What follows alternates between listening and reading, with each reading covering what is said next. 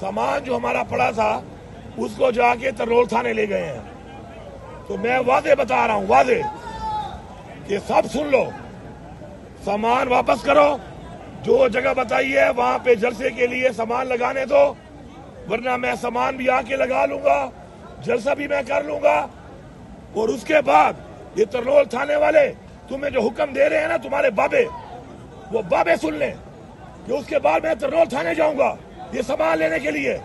ये मुल्क आपके बाप का नहीं है कि आप यहाँ पर आ जाते हैं और पहले रसीद देते हैं, पाँव पकड़ते हैं। हमारे लीडर का ज़र्फ है कि उसने कह दिया कि हालात ठीक नहीं थे, जलसा कैंसिल कर दिया उसने।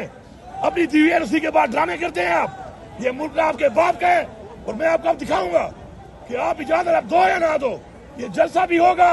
और ये सामान तरनोल थाने में अगर हुआ तो मैं तरनोल थाने जाके सामान उठाऊंगा।